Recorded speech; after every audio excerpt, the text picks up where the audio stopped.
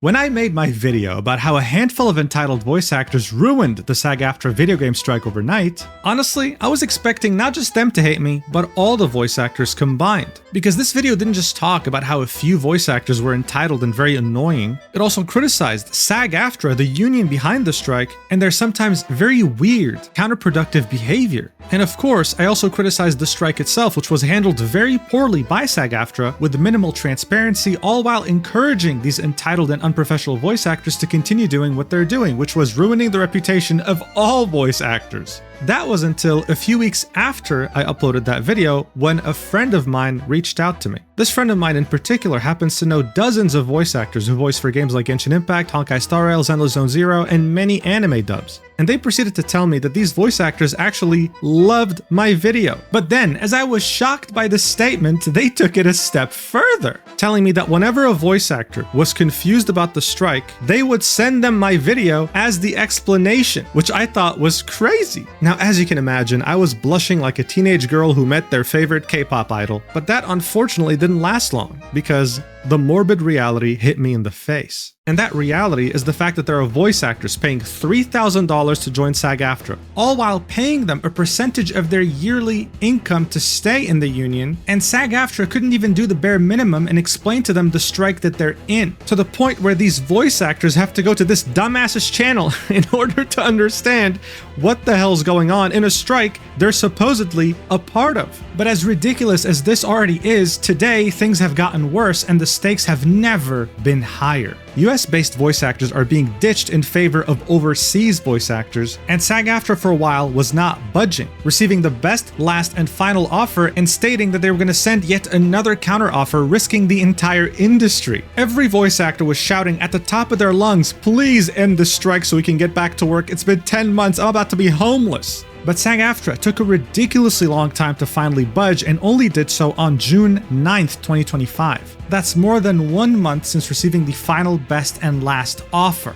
And you have to wonder why. Well, thanks to an anonymous source, we don't have to wonder anymore. I was given a series of messages from members of the negotiating committee of SAG AFTRA, clearly stating multiple times that they had no intentions on ending the strike anytime soon. Here's an example of someone on the negotiating committee sending this message shortly after my video came out, saying, "We are in the middle of a bargaining session, but some outside parties have engaged in a campaign to influence performers and we need to address it. Please look for a link from SAG AFTRA in the morning." And when they say campaign to influence performers, they mean, oh, someone is telling the performers the truth, which makes performers want to end the strike and get back to work. We need to address this. Even going as far as encouraging other voice actors in that private Discord to not vote yes on ending the strike if a vote is ever held.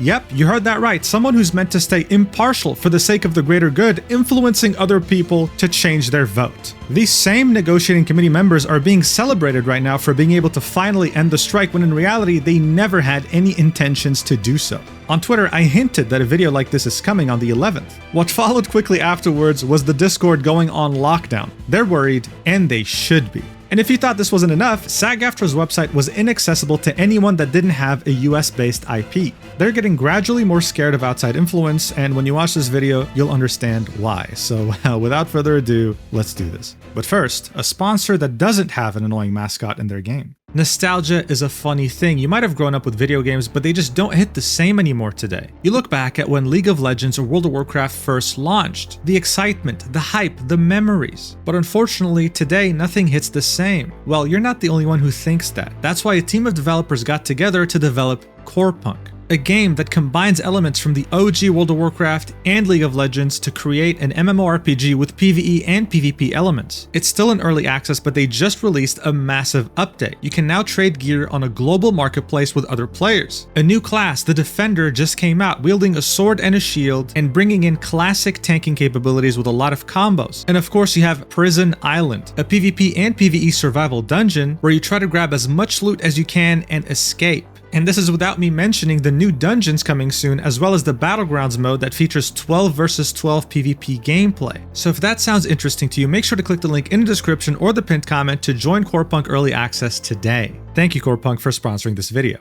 Alright, so on July 26, 2024, the video game strike had begun. The main reason centered around it was AI protections for voice actors. But as we saw in my last video, the contract they want signed is pretty damn long and has way more than just AI protections. Like how, for example, they want to make it very hard to hire non-union actors, people who are not a part of SAG AFTRA. And if you do, you need SAG AFTRA's direct approval, which can take a long time. And even if they give it, there's a time limit as to how much the voice actor can work for you before they are forced to join the union. Seeing that all these demands were not straightforward at all, the strike was not making much progress even 8 months after they had started. One of the games that was most affected was Genshin Impact, since it's a live service game. They have a set schedule with set updates which have voiced story missions. And little by little, you started seeing a lot of characters being muted. But hey, the community was fully supportive even though their story content was not being voiced. They wanted voice actors to get what was best for them, and no one really questioned the strike. No one really pointed out how SAG AFTRA was fighting against AI while signing agreements with AI companies at the same time. These things were not on anyone's radar until March 26, 2025, when Jacob Takanashi, a Japan-based voice actor who has nothing to do with SAG AFTRA, took on the role of Kinich, a Genshin Impact character, from a striking voice actor who was not voicing the character for months. This resulted in a handful of very loud and unprofessional voice actors to attack him publicly, dogpiling him, sometimes going as far as pocket watching him, saying that he had bought a house recently and calling that out, and other times being literally community noted. There was even one instance where a voice actor said, "Hey guys, I'm looking to recruit someone for a voice acting role, except that one guy," referring to Jacob Takanashi. It was later revealed that Jacob had no idea a strike was even going on, something that was very embarrassing for all these weird, unprofessional voice actors. But of course, no one embarrassed themselves more than the voice actor behind Paimon, the character that talks the most in Genshin Impact. If I had to hire someone, okay, to destroy the reputation of a strike, I would hire Corinna. Give Corinna a 6-figure salary because I know Corinna will do an amazing job in this regard. Posting this unhinged rant, calling everyone out and losing all community support, while also telling everyone that, oh, Paimon is still voiced actually because I'm handicapped, I need to pay medical bills. But this made everyone take a step back and think, wait, so you took on a job for money, right? So Jacob is doing it, what, for fun? He's doing it for money too! And this was one of many incidents highlighting how hypocritical Corinna and the other entitled voice actors were. Meanwhile, SAG AFTRA, instead of denouncing this unprofessional behavior, decided to directly participate by tagging Hoyoverse's games on Twitter and telling them that they should discuss things. The final chapter of this incident was when Joe Zieha, a voice actor for Genshin Impact and many other things, made a video explaining the strike once and for all. And in it, around the 4-minute and 31-second mark, he said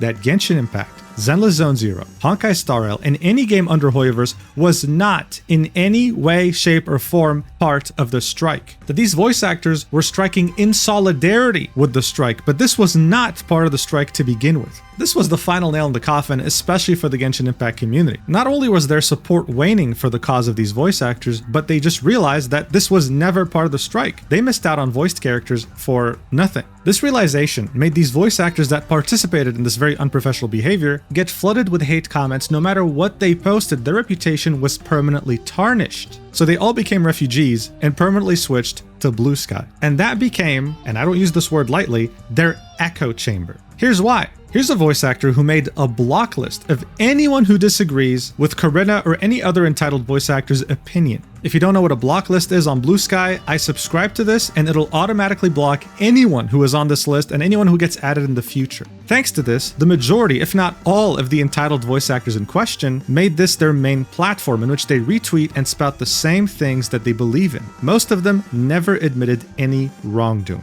This was where we left off in the last video, but ever since then, many developments have occurred, which led us to the events of today, starting with a voice actor receiving threatening letters from SAG AFTRA.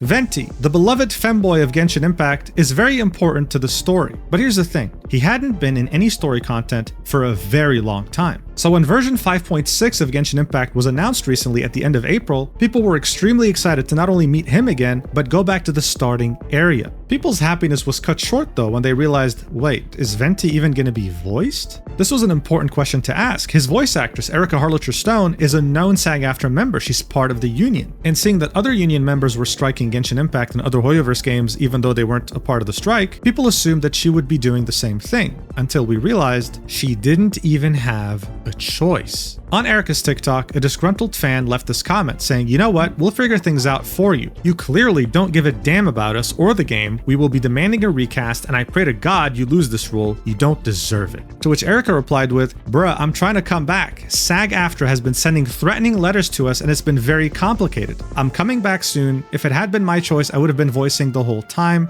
Sad face." Yeah, this goes deeper than you think. And I just want to take a second here to remind you that not all voice actors are like Corinna. In fact, the majority isn't. The majority is like Erica. They just haven't said anything because they're scared of SAG AFTRA, because then they risk getting kicked out of the union or shunned out of the industry. But Erica was having none of it. She was tired of losing opportunities, and she was tired of voice actors having their reputation get destroyed just because of a handful of very bad apples. One of her fans asked on TikTok, "Does this mean some of the other voice actors will be back in the 5.7 update? By the way, love your work." To which she said, "I think so. SAG AFTRA has been sending threatening letters, so it's been very difficult to navigate, but they were rude to me and I'm sick of this shit, so lol." Again, doubling down on the idea that she's been receiving threatening letters from SAG and that she's sick of this strike. The comments then continued with her saying, "Thank you guys for loving Venti as much as I do. I'm so sorry the strike has sucked for everyone. We didn't even vote on it." That's a bombshell by itself, by the way. But hold on a second, just for the sake of being objective here, there was a vote that was held at the end of September 2023. It was 98.32% in favor. That's how many people voted yes. However, the people who voted were only 27% of eligible voters. So the majority didn't even vote. Was that because SAG communicated this in a very bad way? It's a possibility. They usually give barely 2 to 3 days notice before an important meeting. But just keep this in mind, Erica probably means she wasn't notified, she had no idea, which is totally valid, especially with this union. She then continues, "I should probably take my own advice and shut the fuck up now, LMAO, but yeah, I'm really sorry for how dumb this has all been." So even though she's been speaking out very bravely to everyone about what's actually going on behind the scenes, she's of course still very concerned with the consequences she might face with SAG AFTRA. They could, for example, kick her out of the union, and if she relies on union health insurance, then hey, say goodbye to that.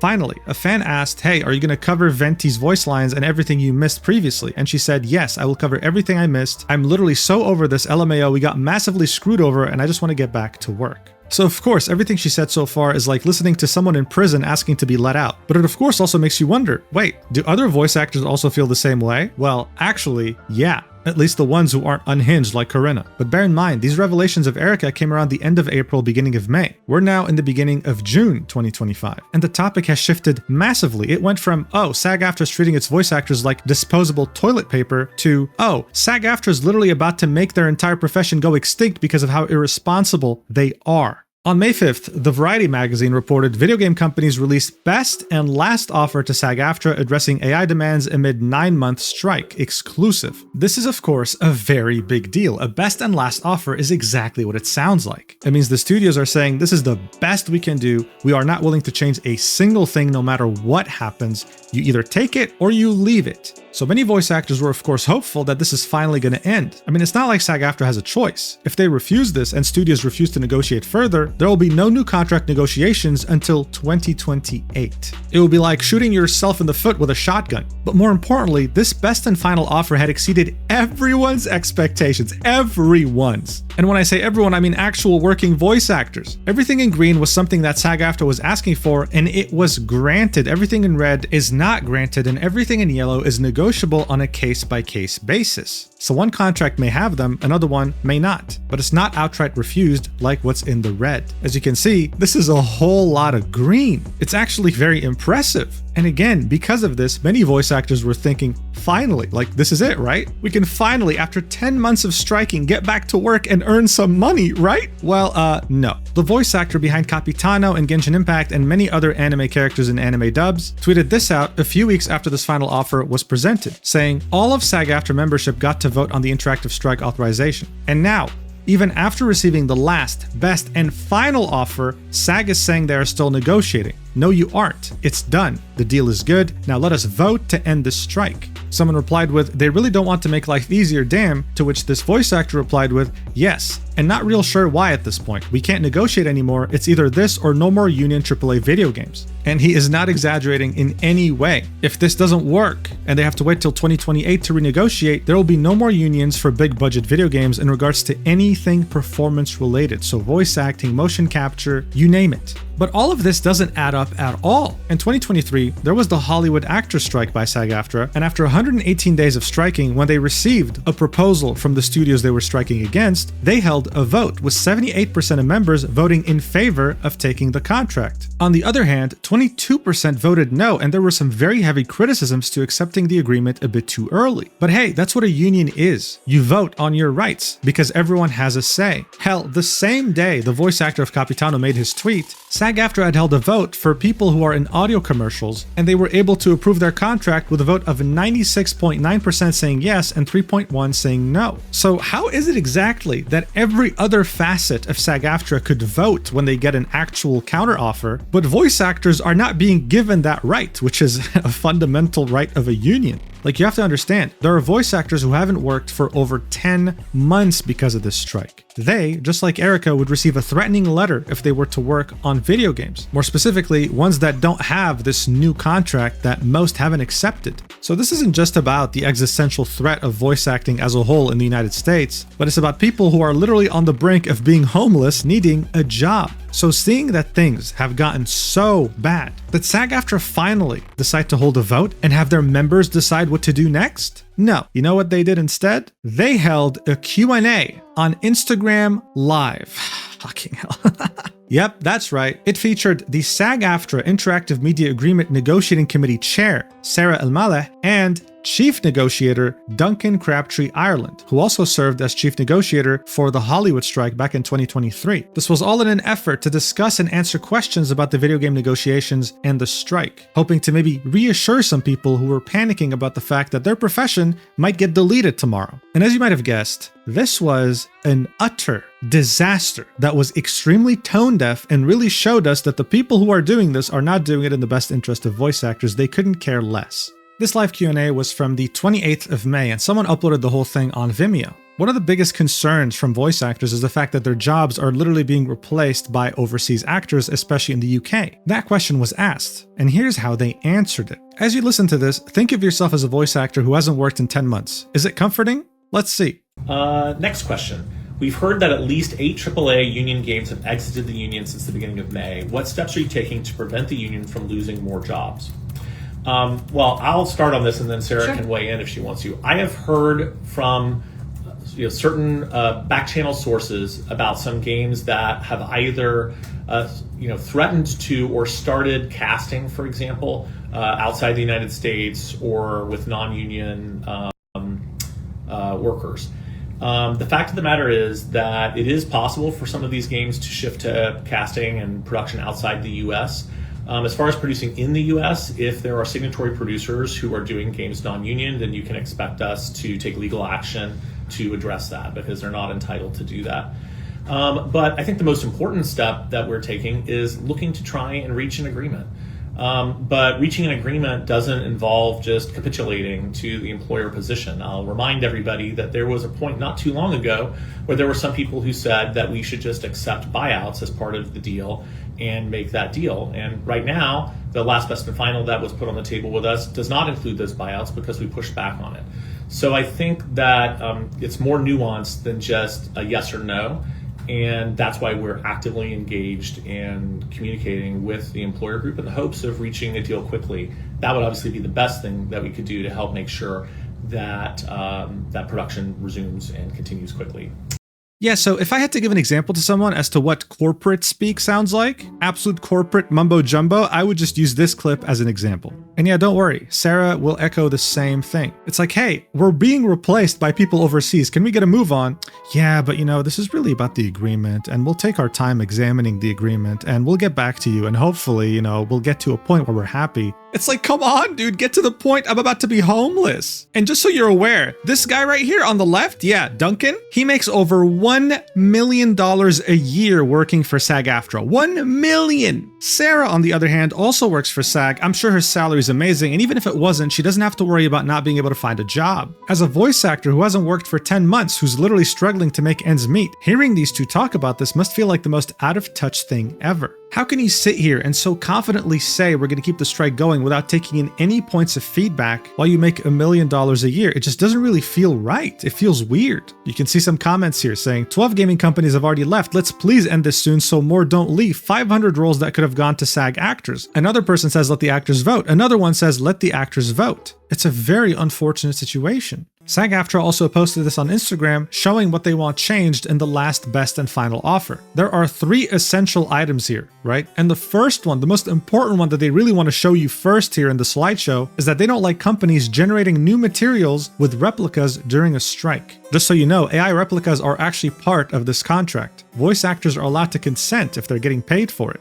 So this right here really bothers SAG AFTRA because it takes away power from them when they're striking. In fact, during the end of the Q&A, you can hear the pain in the voices of these 2 people when someone has a question about Side Letter 6 projects. Here's how the Coalition of Dubbing Actors explains this. Remember this name because they will be very important later on. But in a nutshell, they say, it's a serious flaw in the SAG AFTRA video game contract that allows projects that have begun production before a strike was called to continue without disruption. This coalition then says, we strongly urge all actors to avoid auditioning for and working on SL6 projects. But here's the thing, this is in the contract. And it wasn't talked about enough when the entitled voice actors were losing their minds on Twitter. So SAG really don't want another SL6 situation because it gives them less power during strikes, and they're willing to sacrifice this current strike just to hear back on this, reason 2, which is fair dispute resolution, and reason 3, which is close the loophole. You can read these for yourself, but these 3 right here are why this strike is still ongoing and why they're risking everything. But most voice actors are already very happy with this right here. Everything that's in green that we already discussed, these 3 things aren't that big of a deal for them. That's the problem. But when you're making $1 million a year, you might not be able to see that. Anyway, during this Q&A, Mr. $1 Million here had this to say about a question.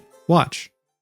But I just want to say, whether you agree with or disagree with the committee or any individual member of the committee or whatever, this committee, these members have devoted a vast amount of their personal lives to fighting for this contract. And they've done it not because it's their paid job to do it or for any other reason than because they care about helping make sure that our members are protected and that this contract is the contract that members deserve and that we achieve the best possible contract at the table. So I just want to say to everybody out there, it's totally great to agree or disagree with the committee. This is a union where we welcome differences of opinion, but I hope that everybody will really recognize and respect the commitment and contribution that your committee members have made on your behalf as part of doing this process. You hear that? It is okay, even welcomed, to disagree with a committee currently negotiating this contract on behalf of all union members. Very beautiful. I mean, SAG AFTRA is a democracy after all, right? Well, no, not really. The negotiating committee has its own agenda, and they're not willing to listen to anyone who doesn't share their own opinions, as we're about to find out in numerous conversations that they've had in a private Discord. Alright, so remember the Coalition of Dubbing Actors, otherwise known as CODA? According to their website, they have spent decades creating quality voice acting to localize amazing foreign projects so that they can be experienced and enjoyed by audiences across the world. That's wonderful. But if you were to join their private Discord server, you would never guess that that's what they do. No, instead you'd think that it's some sort of radicalization pipeline that's meant to make you think that this strike can go on forever. This server has hundreds of members, mostly people who are new, but many who are in SAG AFTRA as union members. Here you'll see many messages from people on the negotiating committee as well as people who are also present on Blue Sky and who spend a lot of time pushing the same ideas there. Starting us off, here's a message from a high-ranking negotiating committee member, garnering a lot of reactions from people in the server. Here's what they had to say very shortly after receiving the last best and final offer. They've given a last best offer. Next may come a last best and final offer. Next, they may try to walk away. The selfish elites will claim they can leave forever because they don't believe we are worth anything. Disney and Warner Bros. Can do that. They don't make games, they just license them. Formosa and Blindlight, which are recording studios, will be in danger of going out of business, which is why VoiceWorks broke away and why Blindlight just found a way to get a game on the to be announced without having to sign themselves. Insomniac and the other plot-driven studios will finish their SL6 games and then be faced with asking actors to scab. Voice actors like Jen and Troy will likely do that out of spite and selfishness, but the studio's reputations will suffer and they will lose access to their on-camera celebrities. I just want to point out, this is a negotiating committee member calling out two very well-known voice actors in the industry, okay? Alright, they continue. Call of Duty, Fortnite, and all of the purely celebrity-driven content will have to come back. they've built their business model on it, and on-camera celebrities are not going to work non-union during a strike. So we may have to see how long they will hold out while we continue to make money with the interim. We will likely update the interim with new understanding of the tech in the next few months to lure in more games, and we'll see who wins. That is my best logic-driven approach without the fear-mongering weighted in. So yeah, this feels like a motivational talk to people who are worried about losing their jobs, while calling out two very well-known voice actors by name, as well as saying a very funny sentence here: we will continue to make money with the interim, referring to the studios who've already signed the interim agreement. It's funny to me because voice acting in video games pays like nothing, and these roles in particular with the new interim agreement are very far and few in between. But you have to remember, even though there's hundreds of people in this Discord, many of them are new voice actors, ones that are up and coming, and they might be a bit naive. I mean, you have a negotiating committee member here telling you all these things. They must be right. They're a veteran. In fact, in this one's particular case, they used to be a board member of SAG AFTRA. Who am I talking about? Well, meet Zeke Alton. But before we do, we need to talk about the AI voice acting company by the name of Ethovox, the only premium voice service created by actors and empowered by AI. They claim to be an AI company that is ethically sourced. Interestingly enough, SAG AFTRA signed an agreement with Ethovox on October 30th, 2024, a few months after this video game strike had even begun. But you know what's the most interesting part of all this? Zeke used to be on the board of Ethovox, and as his description says, he's a professional voice actor, NEVA advisory board member, and former SAG AFTRA board member. And now he's back at SAG AFTRA as one of the members of the negotiating committee for the strike, even posting official information directly from SAG AFTRA in channels like Strike Talk Official. My source actually tells me that Zeke isn't just back to be a negotiating committee for SAG, he's actually back to be a full-time board member at SAG AFTRA. This of course only makes him and the union look worse. Another name you'll see a lot in these conversations is Kyle McCarley. He is not someone on the negotiating committee of SAG AFTRA, but he is someone who shares Zeke's views almost one-to-one. This can be seen on his Blue Sky account, with his profile picture being the SAG AFTRA on strike icon and dedicating almost his entire feed to the strike, even being retweeted many times by our friend Karina. This message right here gives us kind of a glimpse of the mentality Kyle, Zeke, and many others in this Discord have when he said, "And I'm still sitting here thinking, blow the whole contract up. They don't want to give us what we want?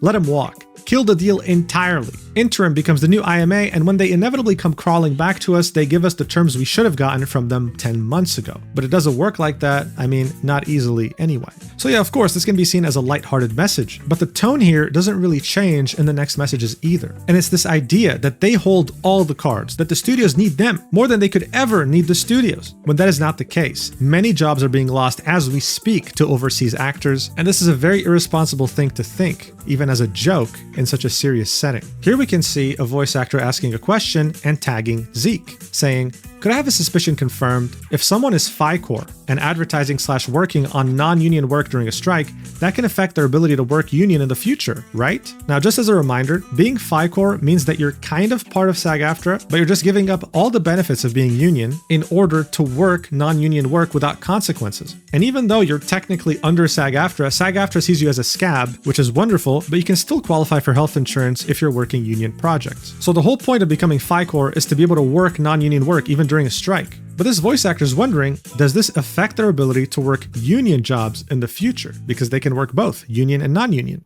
Zeke says, it would be considered scabbing and they would never be allowed back into the union. The union cannot prevent a company from hiring them in the future, but union developers have been asking for lists of people not to hire. Let me just repeat that one more time. Union developers have been asking for lists of people not to hire. He continues, "Of course, that's illegal and unrealistic, but it's a small community. We're all responsible for our actions, and flaunting a strike is more serious than I think some performers understand. They'll be severely limiting their career opportunities in the future to only the kind of games that are actively looking to gather up actors' digital identities." So look, when you become FICOR, okay, SAG AFTRA tries to stop you multiple times. It's like asking a bank to withdraw $1 million cash. They'll try to stop you multiple times because they don't have the money. They gotta get it from the vault. And usually when you become FICOR, it's already almost impossible to become union again. This message from Zeke signals that yes, I mean, they're doing what they signed up for. They're FICOR. They can work non-union jobs even during a strike. But there might be some consequences, even though it's not written in the contract. Like, admitting this is crazy. The fact that there are union developers hoping to get a list of people not to hire. Now, of course, he does say it's illegal and unrealistic, but I mean, then he says, but it's a small community. I can't conclude anything from this, but I do have a feeling that maybe, just maybe, if you sign up to be FICOR to work non-union jobs during a strike, then you might get discriminated against when it comes to taking on union jobs in the future, which is kind of crazy.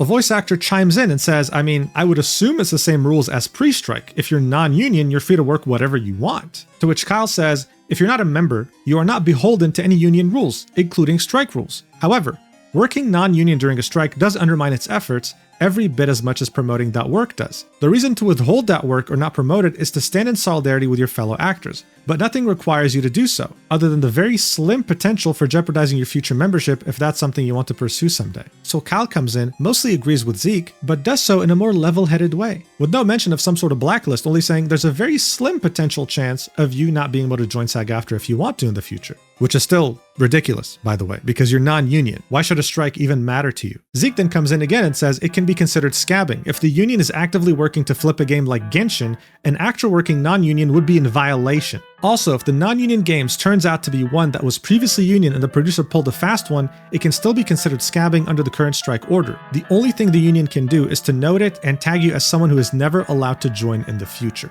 So Zeke comes in again, undoes everything Kyle said, okay, like that level-headed response, down the toilet, and reiterates, guys, if you work a non-union job during a strike, you'll never be able to join SAG in the future. And also, if you're non-union working on a game like Genshin Impact, also, you're in violation. This is actually really funny to me because according to Zeke, Karina, the voice actor behind Paimon, is someone who is never allowed to join SAG AFTRA again because they voiced Paimon for months during the strike as a FI Corps member. But I'm sure not all rules are applied equally in SAG AFTRA, seeing that it's an amazing, very fair organization. If things haven't been weird enough, let's get back to Erica. When she complained to her fans that she was receiving threatening letters from SAG, and that she really wanted to get back to this, the fact that she didn't even vote for the strike to begin, the Coda Discord took notice. Here's what they had to say. A voice actor by the name of Marin M. Miller said, "It's very sad that Erica has failed to meet this moment in a way that supports the people around her." Oh, someone above said, right, that's because they're composing acting industry fan fiction. It doesn't have to make sense. Kyle McCarley said, single most damaging thing any one person has done to the strike efforts, in my opinion. Can we just read that again real quick? Single most damaging thing any one person has done to the strike efforts, in my opinion. Really? I mean, I think you're insulting Karina right now by saying this. Really?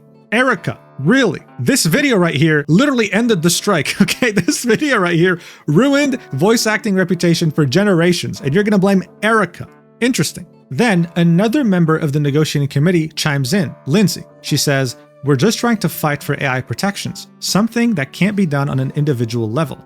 When MiHoYo makes a digital replica of her character and never hires her again, she's going to wish she had a horde of union lawyers to go after them. So look, these messages can be interpreted in a million different ways. All I'll say is that it's a shame. The fact that one of their colleagues for the last 10 months has not been able to voice a role they enjoy so much that means a lot to them, while being under the threat of being replaced, sucks. I mean, there's no other way to say it. It sucks to be in Erica's shoes. And I'm not seeing one message here that is showing empathy. It's also ridiculous to me how they chose to, on purpose, right, blind themselves from the entitled voice actors from my last video. You had people openly blacklisting Jacob, calling him out, tweeting about his finances, and publicly blacklisting him from projects. And these people are convinced that Erica venting about the fact that she can't work on a character she loves due to this strike is the single most damaging thing any person has done to the strike efforts. That's crazy to me. It's further proof that we're really in an echo chamber and that if someone agrees with you, they can do no wrong. But anyway, we're now back to the message that I showed you at the beginning of the video. Yes, the person who sent it was Zeke Alton, talking about how some outside parties have engaged in a campaign to influence performers and we need to address it. Why is he saying that? What does he even mean? Well, at some point, Zeke said, SL6 Elder Scrolls is sending out auditions again, let's all tell Blindlight to F off.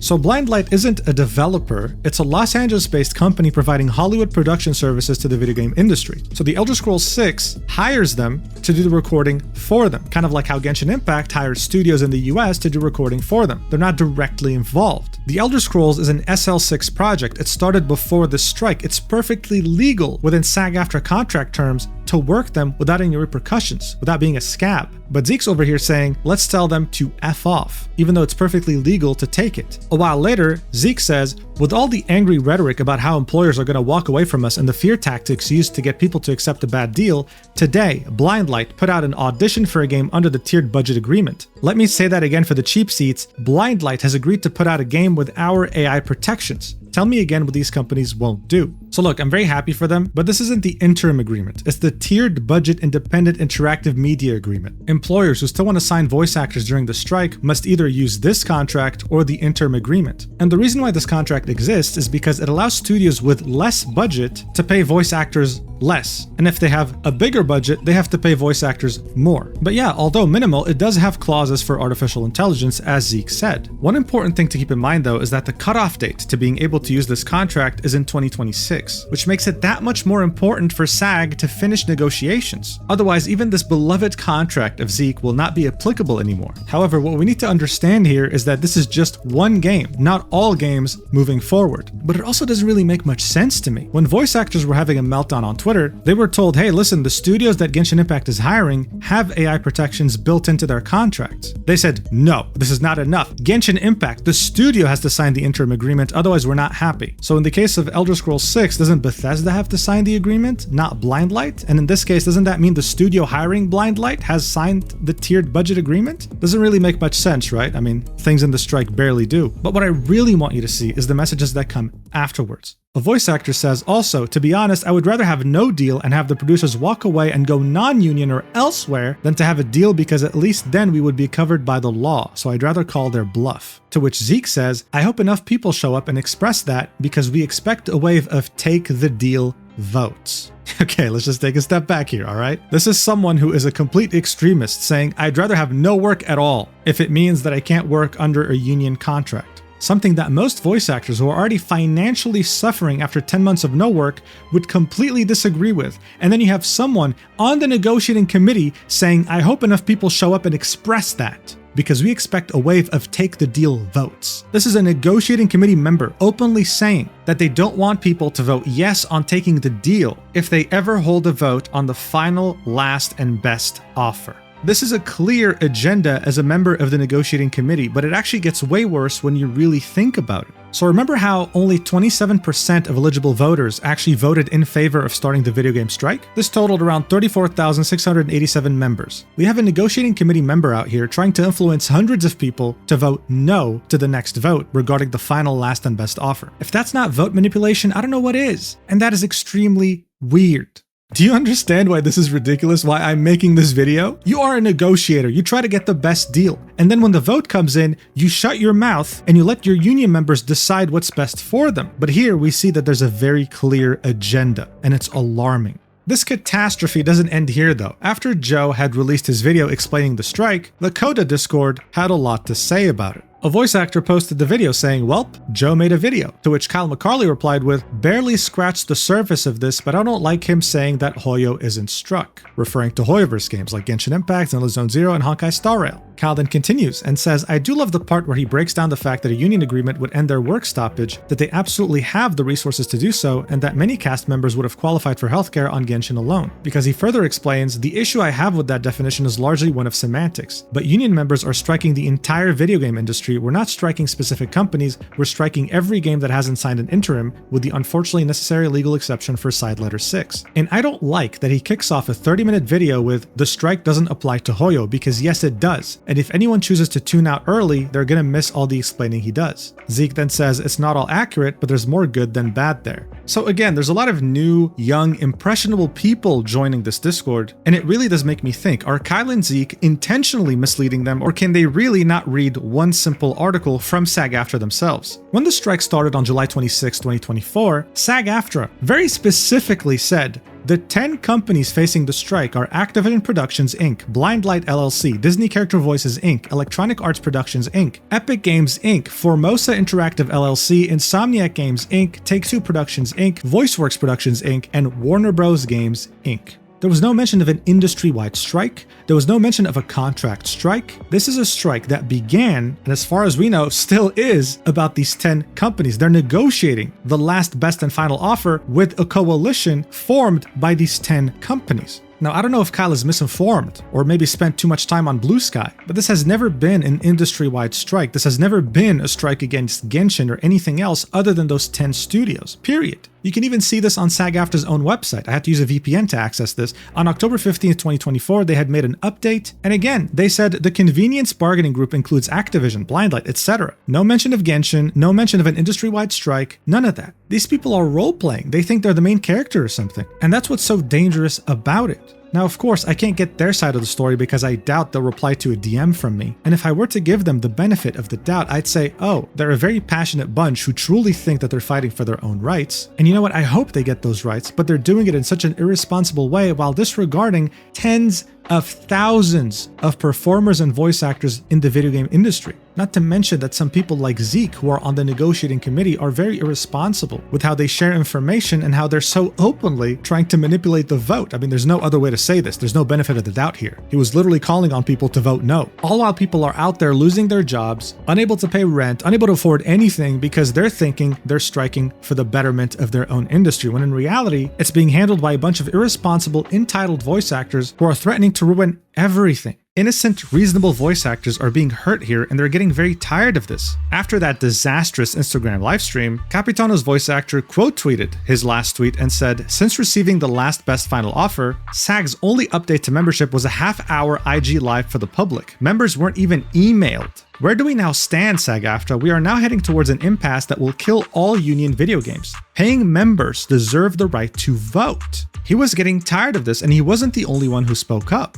Sam Slade, the voice actress behind Ambi from Zenless Zone Zero and Topaz from Honkai Star Rail, as well as many other roles, hadn't once made a statement about the strike until now. She said, "I've been careful to not say too much during the strike because I'm frankly exhausted with how actors are treating each other and I don't want to deal with it. But this is about more than just us now. Union and non-union jobs are leaving and we'd be lucky if they came back. I support the strike's core purpose to establish a contract for union work based on consent and compensation that will influence non-union work in the future. I've read the damn offer we have right now. Other actors have read it. Other lawyers have read it. We have what we asked for. And we're risking it all on loopholes that we don't trust the SAG lawyers we insist are our protectors to protect us if an employer plays dirty. Employers can play dirty in non-union work too, and that's a risk many of us take every day. Last time I checked, SAG animation, dubbing, and all of the non-union work floating around doesn't have protections anywhere close to the deal that we have. The commercial contract just got their contract. If the bargaining partners walk, their new projects will be non-union and we're back to square one, with whatever protections we can scavenge from existing contracts like SL6 games, and crossing our fingers that the newly non-union contracts don't play dirty, except we won't have SAG lawyers on our side to protect us. I can't vote or attend meetings because I'm FICOR, but please, I beg our voting members to urge our negotiating committee and leadership to not prolong the strike. It's not about us anymore. Recording engineers, directors, production teams, entire studios, those are jobs that will leave and are leaving that may never come back. There are talented voice actors around the world, and it's silly to think the US is the only source of talent these games want. Please let everyone get back to work." She also clarifies things further, saying, emphasizing that this post isn't about Hoyo Games, it's about the current interactive media agreement strike and the greater industry that it affects. I'm not here for drama. I'm also not a union member, so please don't refer to me as one. It wouldn't be fair to my union colleagues. Also, if this thread ends up in a video covering the strike or whatever, hi YouTube. Hey Sam, glad to see that you're a good sport. It's very refreshing, especially after what we've been through in the last video. The last thing she said was, "But Sam, where's your source on games leaving?" Gestures to everything. "Sam, how do you know they'll go non-union if they walk?" To which he says, "When a contract expires, the parties are no longer beholden to it. They will have zero obligation to sign another if they don't want to." So yeah, this is getting so bad that it's forced people like Sam, who are FICOR, or hell, some non-union actors too, to speak up about this. Pressure was mounting, not just from consumers, but performers too. So SAG AFTRA all of a sudden on June 7th said, "Hey, we're doing a meeting on June 9th. You can join IRL or through Zoom." Voice actors were finally hoping to be able to hold a vote so that they can finally express what they think. What ended up happening though was completely unexpected and came out of nowhere, leaving them even more confused. Some didn't even know whether to celebrate or be worried. According to my source, during the Zoom meeting, SAG AFTRA leadership spent a long time ass-kissing their performers, thanking them for their efforts during the strike. And then, as everyone was expecting some sort of a vote, SAG AFTRA leadership announces that, "Hey guys, don't worry, a tentative agreement has been reached with the studios. The strike will be ending soon." Now, of course, most people were very relieved to hear this. Many went into this meeting fully expecting SAG AFTRA to delay this strike again. So this is definitely a step in the right direction, thanks to many voice actors complaining to SAG about them delaying it this long. But this doesn't mean that things are truly back to normal. No, there's still work to be done, and things can still go wrong. Shortly after this meeting, SAG AFTRA tweeted out, "We have reached a tentative agreement with the video game bargaining group, which includes some of the largest video game companies in the world, and we are hopeful that our video game strike will be suspended in the coming days," linking a post on their website. Now look, before we get to that post, I want to point out that a lot of people were celebrating this, and I get why. I mean, listen, I want voice actors to get the rights they deserve too. But this was never about voice actors, this was always about SAG AFTRA for me. And I wasn't the only one. Many were wondering, okay, well, struck games are now going to be voiced again, probably if this tentative agreement gets finalized. But what about non-struck games that were affected by the strike, like any game under Hoyoverse, among others, like for example, Destiny 2? And that's definitely a concern here. So let's take a look at what SAG AFTRA had to say about this in their post on their website. The title is, SAG AFTRA and video game employers reach tentative agreement on interactive media contract, National Board to review. They then say, SAG AFTRA and the signatory video game companies, which include Activision, Blindlight, Disney Character Voices, Electronic Arts, Epic Games, Formosa Interactive, Insomniac Games, Take-Two Productions, and Warner Bros. Games,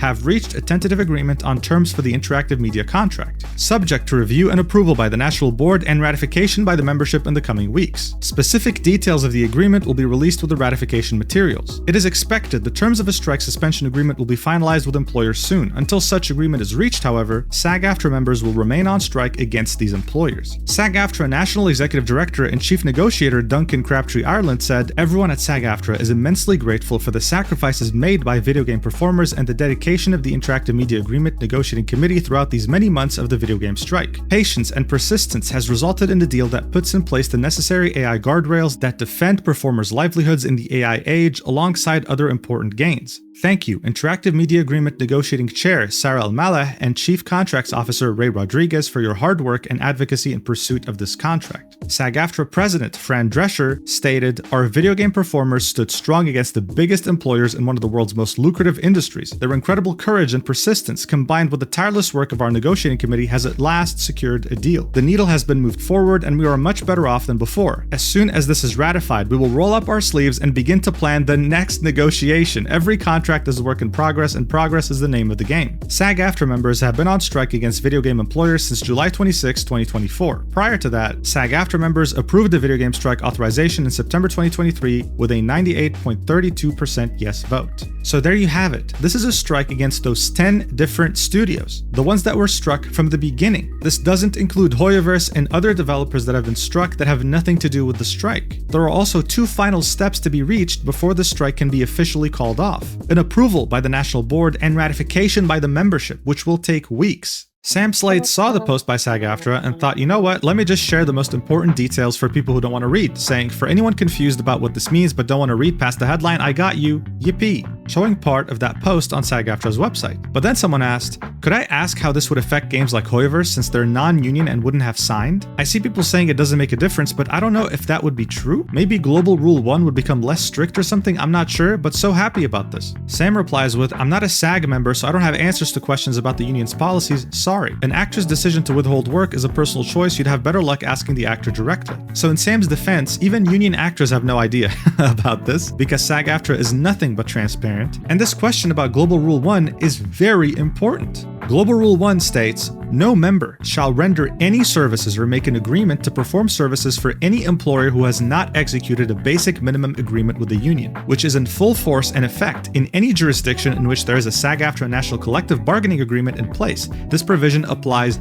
worldwide. Simply put, a SAG AFTRA member must always work under a union contract around the globe. Now, it's important to note, for video game contracts, 80% or more are usually non-union, and SAG AFTRA knows this, which is why for years they've never pursued someone who is in the union who was working a non-union contract. That was of course until this strike had begun. Those threatening letters that Venti's voice actor was receiving, that was because she was breaking Global Rule 1 by voicing for Genshin. This new agreement that's now being finalized only gives SAG AFTRA even more power when it comes to employers under their jurisdiction. So one has to truly wonder, can union voice actors truly continue to work non-union projects, which are the majority of projects in video games? And don't even bother asking a union voice actor about this because even they don't know. Okay, again, SAG AFTRA is very transparent and honest. We'll only be finding this out when it's too late. If I had to sum up the sentiment here, overall, people are happy for the voice actors that were not entitled, of course, but are still mad at SAG AFTRA for how they handled the strike and how they continue to handle themselves. And I'm almost positive that the only reason they reached this tentative agreement was because of backlash from their own union members. Because as evidenced by the leaked messages we have of a couple of members in the negotiating committee, they had zero intentions of accepting this agreement. It kind of leaves you with a bitter taste in your mouth. And speaking about bitter taste in your mouth, Corinna actually recently got on a podcast for some reason with someone who has already laughed at the Unhinged rants in the past.